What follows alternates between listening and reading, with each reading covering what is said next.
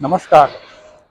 भारत में क्रिकेट सिर्फ खेल नहीं है। लोग कहते हैं कि क्रिकेट इज़ अ रिलीजन, लेकिन मैं कह रहा हूँ कि भारत में क्रिकेट जो है वो जो सबसे ज़्यादा कुछ है तो वो है एक बिजनेस। बहुत बड़ा बिजनेस है। पिछले साल करीब 14,000 करोड़ रुपए का बिजनेस क्रिकेट के जरिए हुआ है। और ग्लोबल जो बिजनेस है इसका, दुनिया भर का बिजनेस, वो $300 मिलियन के आसपास का है। तो सब समझ सकते हैं कि कितना सारा पैसा इन्वॉल्व है, कितने बड़े बड़े लोग इसमें इन्वॉल्व हैं। और इसी से जुड़ा हुआ एक सवाल है कि क्रिकेट को कंट्रोल कौन करता है, क्रिकेट किसके कंट्रोल में है। और क्योंकि ये कॉरपोरेट बिजनेस है, बहुत बड़ा बिजनेस है, इससे जुड़ा हुआ विज्ञापन का, बहुत सारी ब्रांडिंग का, टेलीकास्ट राइट्स का, स्पॉन्सर्स का बहुत बड़ा धंधा है। तो ये धंधा कौन कंट्रोल करता है? और मेरी थीसिस है, इस पर आप विचार करें कि ये सही है या गलत है, कि भारत में क्रिकेट का जो नियंत्रण है, बल्कि भारत में क्रिकेट का जो बिजनेस है और दुनिया में जो क्रिकेट का बिजनेस है, वो एक व्यक्ति के कारण इतना बड़ा हुआ है। इतना बड़ा बिजनेस पहले था नहीं, तो खेल ही तो था। लेकिन एक आदमी फिर इस खेल में आता है और वो पूरे खेल की तासीर बदल देता है, पूरे खेल का मतलब नज़ारा बदल देता है, पूरी तासीर बदल देता है। और वो उस आदमी का नाम है ललित मोदी। ललित मोदी भारत के सबसे बड़े उद्योगपति परिवारों में से एक के सदस्य हैं, जो आप जानते हैं मोदी नगर से लेकर मोदी ग्राम और तमाम मोदी के बड़े बिजनेस, गुजरमल मोदी जो भारत के सबसे बड़े सेठों में से थे, बिरला, डालमिया, सिंघानिया वगैरह के बराबर के, और कई मामलों में उनसे बड़े भी। बहुत सारा बड़ा बिजनेस है, आप जानते हैं मोदी टायर से लेकर मोदी रेवलॉन, बहुत कुछ है। मोदी का जो एम्पायर है वो बहुत बड़ा है। उसी परिवार का एक युवा ललित मोदी, वो अमेरिका आता है और अमेरिका में और फिर यूरोप में वो देखता है कि जो यहाँ का खेल है, बास्केटबॉल है, फुटबॉल है, उसमें कितना सारा पैसा है, कितना बिजनेस है। और वो सोचता है कि भारत में क्या हो सकता है, तो भारत में क्या पॉपुलर है। उसको समझ में आता है कि जो खेल भारत में सबसे पॉपुलर है वो खेल है क्रिकेट। उसमें बहुत सारा मौका है, बहुत सारा पैसा इसमें हो सकता है। तो उस आदमी में, जैसे कि वो एक फिल्म है ना शाहरुख खान की, समझ और डेयरिंग, ये दोनों उस आदमी में है। वो भारत आता है और सोचता है कि हम भारत में क्रिकेट को बदल देंगे, पूरी तरह से इसको बदल देंगे, और इसमें ढेर सारा मतलब लोग इन्वॉल्व होंगे, करोड़ और वो रुपये का बिजनेस होगा। वो क्रिकेट में घुसने की कोशिश करता है। लेकिन क्रिकेट में पुराना गैंग एक पहले से मौजूद है, जो कि नए आदमी को टॉलरेट नहीं करना चाहता है। लेकिन वो भी जिद्दी आदमी है ललित मोदी। वो पहले हिमाचल प्रदेश क्रिकेट एसोसिएशन में घुसने की कोशिश करता है, वहाँ बात बनती नहीं। फिर उसकी जान पहचान जो है, क्योंकि वो राजस्थान से मोदी परिवार है, तो वसुंधरा राजे जो उसमें वहाँ की मुख्यमंत्री थी, उसके जरिए वो राजस्थान क्रिकेट एसोसिएशन में घुसता है और फिर वो बीसीसीआई में भी उसकी एंट्री होती है। और बीसीसीआई में तेजी से उसका कद बड़ा होने लगता है। ललित मोदी का बहुत तेजी से वो आदमी चढ़ने लगता है, क्योंकि उसको मालूम है कि क्रिकेट का खेल कैसे होना है। 2008 में बहुत सारे प्रयासों के बाद उसको फाइनली उसको समझ में आता है कि अब मुझे मिल गया है वो जगह।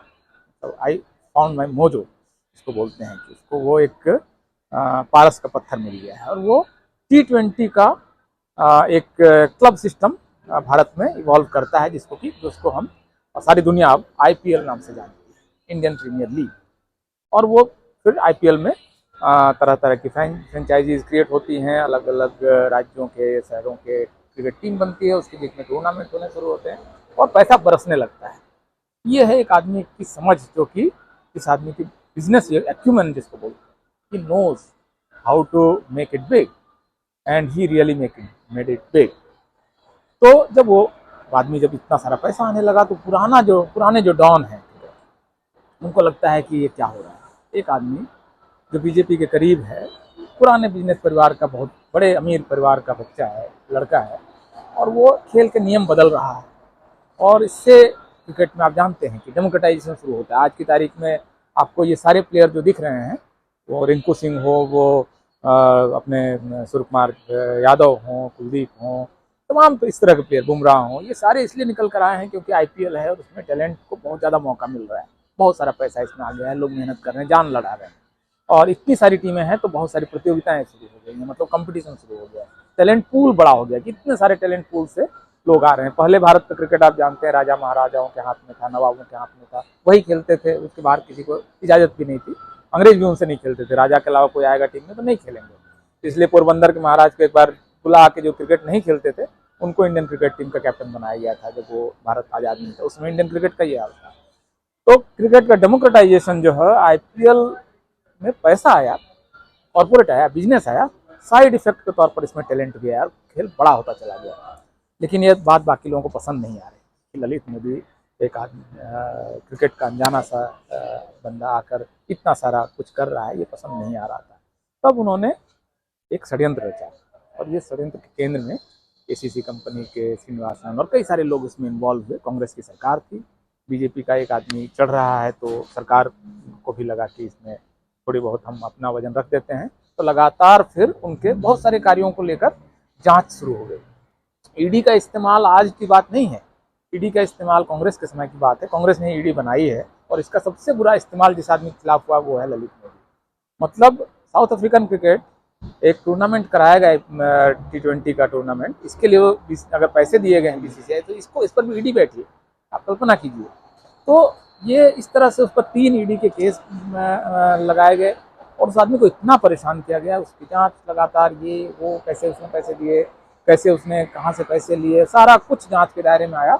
और अल्टीमेटली लोगों ने आईपीएल से ललित मोदी को निकाल के फेंक दिया। यहाँ खेल में एक ट्विस्ट है, ललित मोदी चला गया तो इस खेल का फिर बेनिफिशियरी कौन है, इस खेल का सबसे बड़ा लाभार्थी कौन है। क्राइम में होता है ना, क्राइम हो गई तो क्राइम पकड़ने के लिए पुलिस का कोई दरोगा भी सबसे पहले ये पता करने की कोशिश करता है, जब अपराध हो गया तो उस अपराध का बेनिफिट किसको मिले, हु इज द बेनिफिशियरी। ये मतलब प्राइम क्वेश्चन होता है क्राइम क्रैक करने का। तो आईपीएल से, क्रिकेट से ललित मोदी की विदाई का इस देश में, दुनिया में सबसे बड़ा बेनिफिशियरी कौन है? मेरी थीसिस है, इस खेल का सबसे बड़ा बेनिफिशियरी मुकेश अंबानी और रिलायंस है।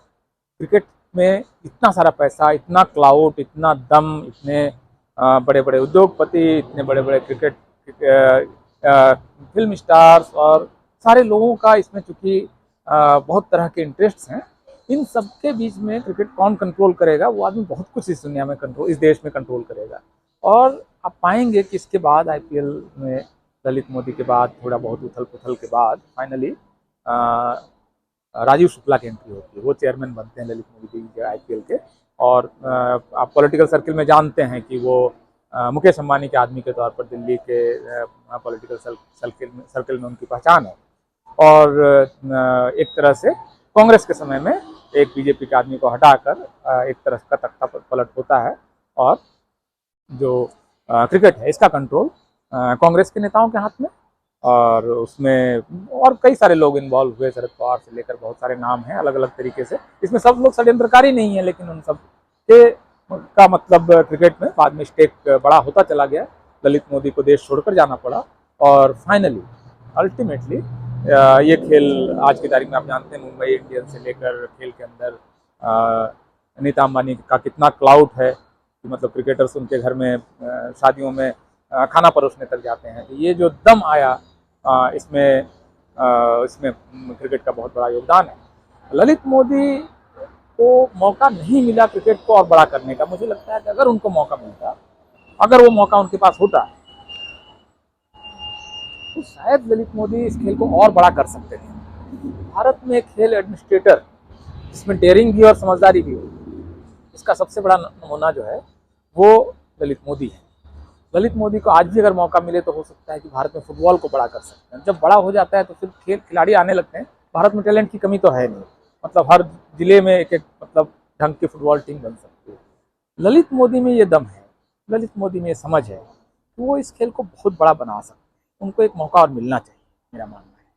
भारत सरकार को पीछे की हुई गलतियों के लिए, जो उनके सरकार की नहीं है, मोदी सरकार की वो गलतियाँ नहीं है, वो मनमोहन सरकार के समय में, वो केसेस वापस लेने चाहिए। ललित मोदी को क्रिकेट में और इंडियन स्पोर्ट्स में वापस आना चाहिए। वो शायद यहाँ के बैडमिंटन को, यहाँ के लॉन टेनिस को, यहाँ के फुटबॉल को, हॉकी को बड़ा और ग्लोबली और कॉम्पिटिटिव बना सकते हैं। तो इस पर भारत सरकार को विचार करना चाहिए कि ललित मोदी का ना होना भारत के लिए बहुत नुकसानदेह है, और उनको एक बार अगर मौका मिलता है, उस आदमी ने अपना दमखम साबित किया। सबसे बड़ी बात ये भाई, आईपीएल क्यों नहीं उससे पहले के जो क्रिकेट एडमिनिस्ट्रेटर थे वो बना पाए?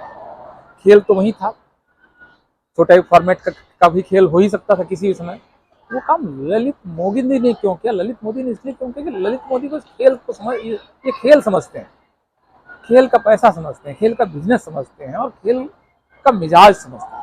वो आदमी दुनिया का सबसे बड़ा खेल एडमिनिस्ट्रेटर हो सकता है, लेकिन उसको मौका मिलना चाहिए। वो भागा भागा फिर रहा इस देश से, ये देश के लिए अच्छा नहीं है। क्योंकि क्रिकेट में की जगह और भी अगर इस तरह से 4-5 खेल डेवलप होते हैं तो उसमें लाखों लोगों को काम मिलेगा। इसको उस तरह से भी सोचा जाना चाहिए कि भारत अगर फुटबॉल का एक जो सेंटर है लैटिन अमेरिका, एक दूसरा सेंटर यूरोप है, अगर तीसरे सेंटर के तौर पर इंडिया और एशिया को डेवलप कर पाते हैं ललित मोदी, तो ये एक मतलब ढंग का काम, कायदे का काम होगा। और सरकार को इस पर विचार करना चाहिए कि ललित मोदी को ससम्मान पीछे की हुई गलतियों के लिए उनसे माफ़ी मांगते हुए, क्योंकि वो आदमी जरूरी नहीं कि बुला लेंगे तो आ ही जाएगा, उसको पूरे सम्मान के साथ, पूरी इज्जत के साथ भारत लाना चाहिए। क्रिकेट एडमिनिस्ट्रेशन में और खेल के एडमिनिस्ट्रेशन में उस आदमी को और मौका मिलना चाहिए। वो शायद उसके पास कुछ और आइडियाज़ हो, कुछ और यूनिक आइडियाज़ हो, कुछ और इवॉल्व करके वो चीज़ों को निकाल सकता है। उसको आदमी को मौका मिलना चाहिए। उस आदमी को मौका न देना भारत के युवाओं का नुकसान है, मेरा यही कहना है। तो आप लोग भी इस पर विचार कीजिए। और अगर आपको लगता है कि ललित मोदी को भारतीय क्रिकेट में और स्पोर्ट्स सिनेरियो में फिर से आना चाहिए, तो आप लोग इस वीडियो को चाहें तो शेयर करें, सरकार तक पहुंचाने की कोशिश करें। सरकारी प्रधानमंत्री को टैग करके उनको बता सकते हैं कि आप ये चाहते हैं, तो कृपया आप इस पर विचार करें। और अगर आपको उचित लगे, पूरी थीसिस पर विचार कीजिए। थीसिस क्या है? क्रिकेट में बहुत सारा पैसा है, एक युवा आकर क्रिकेट में बहुत सारे पैसे को ढेर सारा पैसा बनाने का एक खेल इवॉल्व करता है आईपीएल के जरिए। उस आदमी का खेल बन ही रहा था, तब तक उसके विरोधियों ने षड्यंत्र करके सरकार के साथ मिलकर ईडी से लेकर सीबीआई की जांच बैठाकर उस आदमी को खेल से बाहर कर दिया, देश से बाहर कर दिया। और उसके बाद उस पर कंट्रोल कर लिया एक कॉर्पोरेट ने जिसका नाम रिलायंस है। इससे भारत का जो और इस व्यक्ति की प्रतिभा है और टैलेंट है, उसको हमको देखने का मौका ही नहीं मिल पाया। वो हमको समझ में ही नहीं आया कि ये खेल और बड़ा हो सकता है, और बड़ा हो सकता है, और इसमें ढंग की चीज़ें हो सकती हैं।